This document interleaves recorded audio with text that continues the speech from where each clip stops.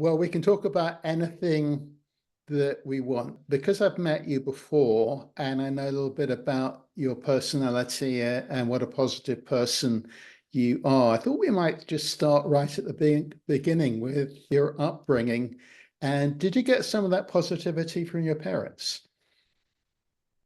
Yeah, so the positive attitude definitely came from seeing my parents and their example. My mom was the kind of person whereby whenever she met anybody, I would take walks with her, we would go shopping, and every single time she would bump into someone, they would always have such an incredibly positive interaction. And she always left people feeling much better about themselves after the conversation than before they had met. And so I really learned through seeing my mom have those interactions with people that it's super important to honor people, to value people, and to leave them feeling good about themselves. And I suppose what I picked up from my dad was really just how well spoken he was. So my dad was the kind of person whereby simply through his conversations day to day with people, I picked up a lot about how to conduct oneself, how to communicate, how to speak well. And that certainly molded and shaped how it is I come across today massively. Yeah, I was going to say you do come across with all that positivity. What was like growing up in Acton? You must be in your late 20s, am I right about that? I'm 31 now, in fact. Yeah. Oh well, you look younger. I'll What was take it that. like? I'll So take that would have been the 90s that you're born in, roughly, or mid yes. 90s. So what was life Yes. like in Acton back in the So day? I was born in 1993, and back in those times, I grew up specifically in South Acton. It wasn't the best of areas to grow up in on that estate. In fact, it was one of the worst areas for crime at that time in West London.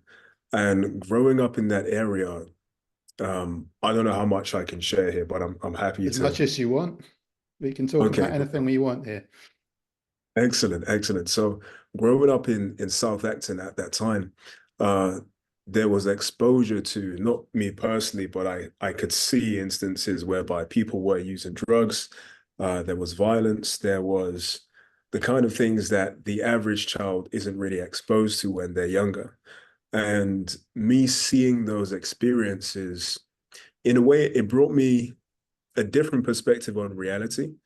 And although I was exposed to those things and I'd seen those things, I also had what I would call a healthy level of fear about my parents because we were, of course, discouraged to get involved in any of that kind of activity. And in all honesty, I was simply more afraid about my mum finding out that I'd gotten into anything that I shouldn't have been involved in. And even more afraid if my dad heard about it. I was thinking, okay, let's make the right decisions here and stay away from the things that I've been cautioned against. So growing up in that area, again, it wasn't the best of areas, although given that, it definitely gave me a greater sense of ambition and desire to be someone somehow, some way, someday.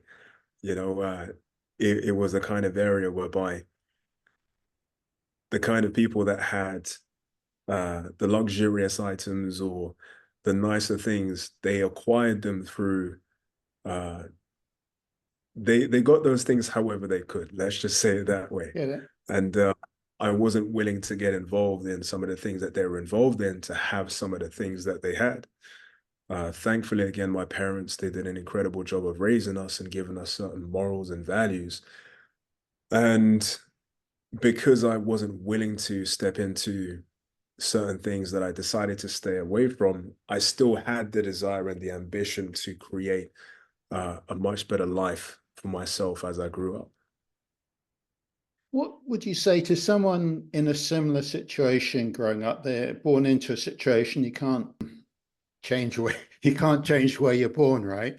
I mean, your parents obviously guided you, but what Mhm. was the secret what would you say to a young person is the secret of staying out of trouble? Because not just your parents, there's a lot of peer pressure, obviously, as school, people you associate with. You almost certainly would have had friends who knew people who got in trouble, that type of thing. What's the secret so that you don't get yourself in trouble with those people, but at the same time, you stay away from the things you don't really want to do?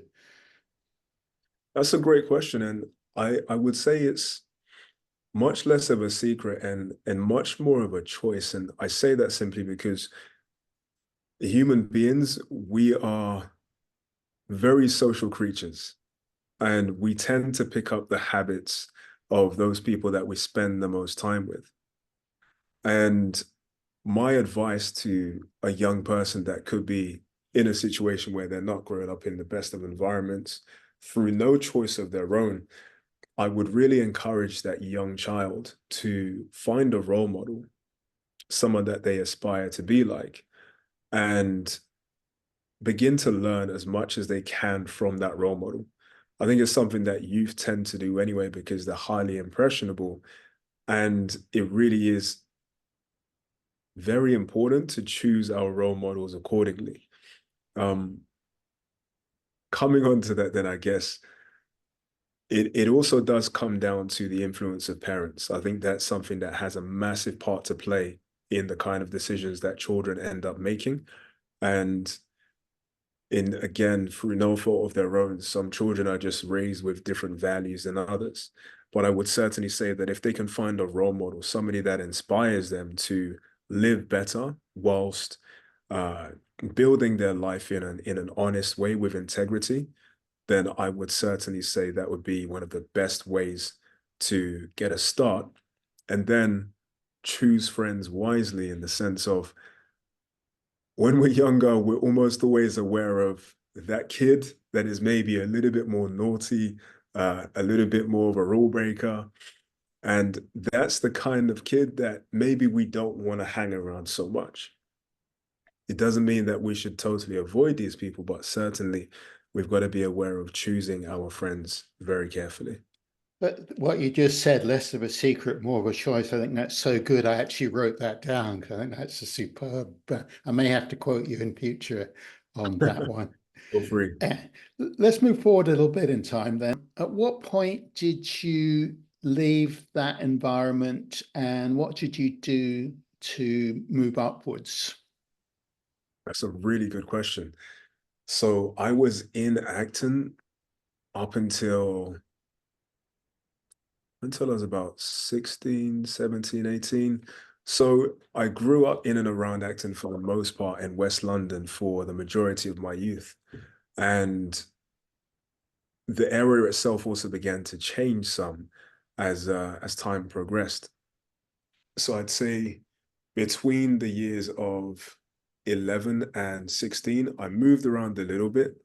Um, Something critical happened in my life at that time. My mum passed away when I was 11, and at this time, my parents were separated. So, uh, through various different challenges with family, so on and so forth, I went to go and live with my dad for a period of time. So, we were up in North London with Green for some time. Then we came back down to Acton. Then we were in Greenford and Ealing, Uxbridge, etc. We moved around quite a bit during that time of our lives. And we got settled again in Acton when I was around about 15. So the part of Acton that I was in was no longer South Acton on the estate. When we finally got settled, I was in pretty much main, like main Acton. I don't know how Uh-huh. to describe it. I was in a part of Acton where it's close to Ealing Common. So it was a much better area than the estate in South Acton. Um, and so again, I think it's super important for us to consider like environments. We can't always choose them in terms of where we live because we're always going to come back home to the place that we live in. Outside of where our home is, however, we do have choice about where we go during the day. And choosing to be in better environments and around better people is always going to be something that serves us to stay on the right path. So what profession were you aiming towards the end of your teens there? So towards the end of my teens, I was very much into science. right? I remember doing triple science at GCSE because I just loved science. And that was the field and the direction that I wanted to move in. I remember in year 7 in high school, first year of high school, saying that after some research on online and on Google, that I wanted to be a cardiothoracic surgeon. Okay. That's a surgeon that works in the chest cavity. And that was really where my desires were at that particular time. And that was the direction that I was moving in. So when I went to university, in fact, uh, I ended up studying biochemistry to begin with. And I thought that could be a pathway into medicine, or if not medicine, into a different career choice as well.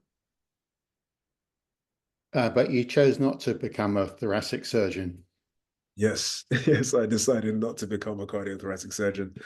Um, as much as I had a passion for science, I also had uh, a desire and an ambition around business. And when I was 20 years young, I had the opportunity to get into business at a very low entry point. And at that time, that was really what introduced me to mentorship. And mentorship for me completely transformed and changed the trajectory of my life. Now, I know that you work currently with the Rebel Business School, we'll talk a little bit about that, but because we did another podcast with this Fabian, the Chief Operating Officer, we won't get into too much detail, but I think it's sort of very relevant in a way because Rebel helps people start businesses without the kind of traditional long distance 25-year route. Tell us very briefly how Rebel approaches it. I see. So the rebel approach to business, the simplest way that I would summarize it is doing the best you can with whatever you've got, right?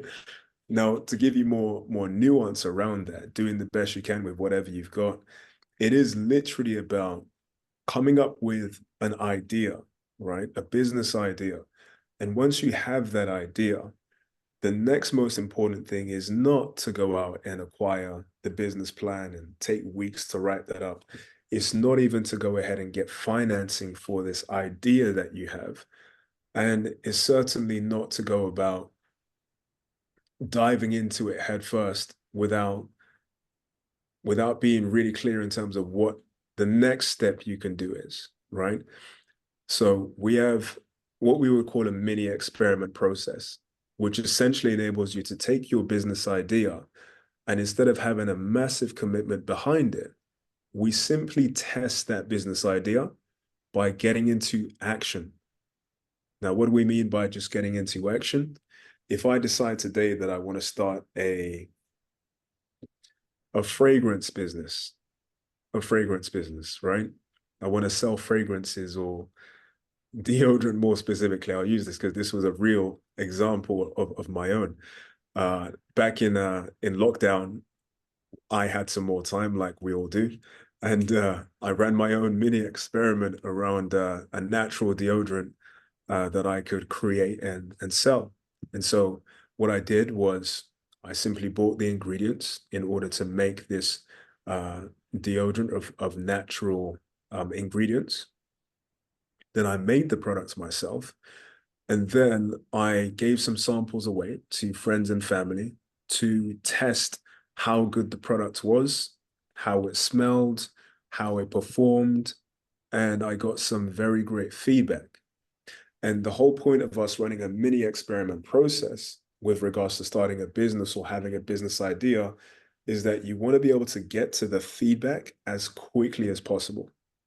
And if you can ask somebody to buy your product or your service, then it's not about whether they say yes or no. It is about the fact that you ask. Because once you've asked, you'll get some feedback. And if you get a no, then you can refine your business idea. If you get a yes, now your business idea is viable and you can go about scaling if you want to. I think I'm right in saying that one of the other aspects of it is you don't have to spend a fortune to get going. Exactly that. which for some people can be one of their biggest reasons why they never go ahead and get started. Right. Let's talk about, we'll call it a hustle because that's a term I actually picked up from you. Your other hustle, which is AI. Tell us about that and what you do with that. Yes, so I run an AI automation agency with my business partner, Cash. And inside of that, what we do is we work with small to medium-sized businesses to help them implement AI, which will then help them to make more money, save time, and overall increase efficiency in their business. So I think most people know what AI is now, but how does it, most people don't know exactly how you apply it. So give us a couple of examples of where it comes in handy. Sure. So in any business, there are different aspects or areas of the business where there are processes. And if we think about AI and if we think about business like a car with an engine, the business itself is the car. And the engine is simply one part of the business that has a process in place. Now, much like in a traditional naturally aspirated car, if we go ahead and put two turbos onto the engine, then it makes the engine run a lot more efficiently. And therefore, you have to spend less fuel to get from A to B. And it also means that you could even get more output and power out of the engine itself. AI acts like the turbos that we bolt onto the engine to improve the system overall. So whether that system be sales, whether it be what's the word I'm looking for?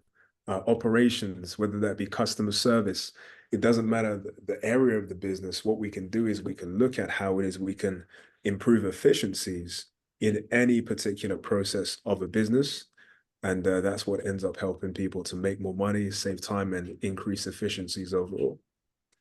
What do you feel about the more controversial aspects of AI? Obviously, there's a lot of benefit from it, but there's a certain amount of potential, as with any innovation, to do harm. How do we safeguard against that, and what are the solutions there? That is a wonderful question. I would say, we've seen the movies, the Mhm. iRobot and Terminator, and who knows if AI could have something to do with, some terrible great danger that we face in the future. At this point, I'd say we simply don't know ourselves as consumers and individuals.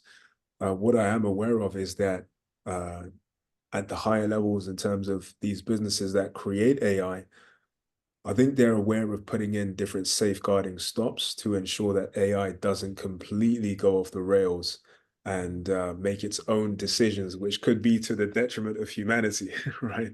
So, from our perspective, in terms of what we can do, I mean, any tool can be used for good or for bad purposes. It's simply down to the intent of the user. I could have a knife and I can use that knife to spread butter on toast, or I could use that knife to shed blood, right? It's entirely down to the intent of the user. And so for us, when it comes to AI, there are certain things that we can be aware of, like, especially on social media platforms now, there are notices, for example, if you use AI to create content, then you have to make that available and put that out there. And I do believe there are settings on different social media platforms where you can specify that you don't want any of your content to be used or repurposed or to feed and train any AI models. The thing that which you might be able to explain, which I don't fully get yet, is the fact that there are people talking about the fact, one, that we don't know. It's almost like there's a point where they think AI might start having its own level of consciousness, which is great if you're just conscious of something. That's one thing, but it's like there are people saying we don't know exactly what it could do or how it got there. That's the bit that I don't get, how we could not know, what is AI doing and what it's doing behind our back, which is the stuff of science fiction, and let's hope it doesn't go there. But do you understand that part? Strictly speaking, no. It's a very interesting situation with AI and how it learns, because we're essentially training AI to learn how to think and to be able to use critical thinking in order to come up with better decisions. Um, and then even as I say the word or the phrase better decisions, better in and of itself is subjective. And, how does an AI model determine that which is subjectively better or worse? I guess it does come down in some parts of the programming. And so with AI potentially becoming sentient, so to speak, that's something that I couldn't necessarily explain. What I can say is it's designed to grow and to develop exponentially faster every single day. And the more that we use AI in general, the more it's going to be able to learn, grow, and develop even faster every single day. So I think already in terms of where we're at right now as a people globally, it's already out of our control in terms of how we could limit how quickly AI develops. I think now it's simply a case of the developers in play putting in the safeguarding rails to make sure that it performs within certain safe boundaries. Right. Let's go right back to where we started with the podcast, which is your upbringing. Your parents are from Ghana. Were you able to absorb some of the culture of Ghana growing up, even though you grew up in Acton? Yes. All right, this is where I expose myself as a foodie. So I believe that culture can be expressed and it can be felt in various different mediums. Some of those mediums are food and cuisine. Some of those mediums are culture. Some of those, sorry, yeah, culture. Some of it is music. So all of these cultural elements, the food, the music, uh, the way in which we dress, our clothing, all of that was still very much prevalent in the home. So I had no doubt in my mind that I was Ghanaian because I could see things in our home which were intrinsically Ghanaian. And when I went to visit friends who were not Ghanaian, I could see that those elements were not present. The food was different. The clothing that they wore was different. The music that they listened to was different. So thankfully, I grew up in an environment whereby our culture was still uh, very visible to me inside of our home. Just to wrap up with, what does the next 25 years hold? The next 25 years for Chris Kissi, uh, I would say getting married, inshallah. I would also say having children, inshallah, and continuing to expand the business, inshallah, and moving countries. Um, I would certainly like to move over to the GCC, the Gulf Coast countries. And from what I've seen and experienced, life over there seems to be better than life over here in various different ways. So yeah, moving over to one of the GCCs as well, inshallah. Brilliant, Chris. Well, listen, thanks so much for doing the podcast. When I met you in person and today, you're like a breath of fresh air and something I think that's a little bit above the ordinary and special. So I really appreciate you doing this. Thank you so much for your time today, David, and thank you for being such a great host as well.